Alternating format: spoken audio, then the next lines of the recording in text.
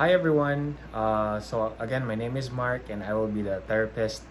And my patient for today is my wife, Joy, and we will be doing the ROM range of motion measurements.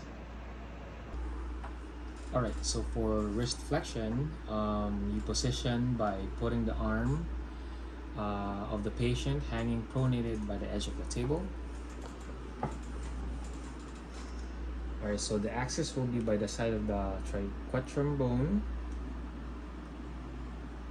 Stationary arm will be at the lateral line of the ulna, and moving arm will be along the lateral midline of the fifth metacarpal.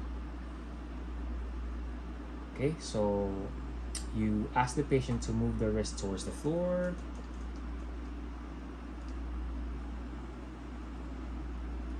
Alright, that's for wrist flexion. And then for wrist extension, it's the same, but you just ask the patient to move the wrist towards the ceiling.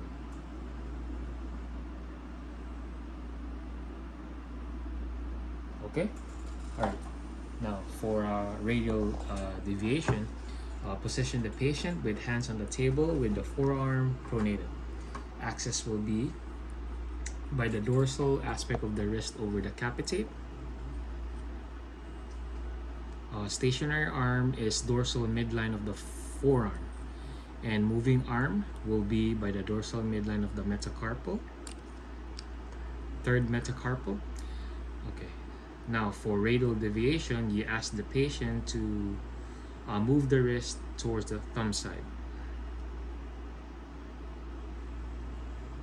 Okay, now for ulnar deviation, you ask the patient to move the wrist towards the pinky.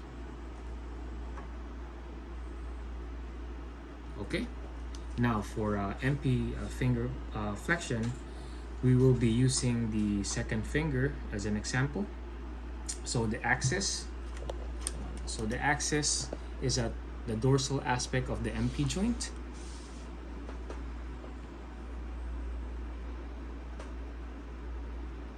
Stationary arm will be dorsal midline of the proximal phalanx, and then moving arm will be at the dorsal midline of the metacarpal. And then you ask the patient to bend their finger downwards.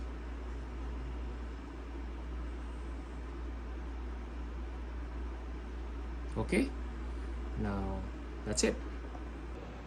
Alright, so that's the end of video 1. So I'll see you on the next video.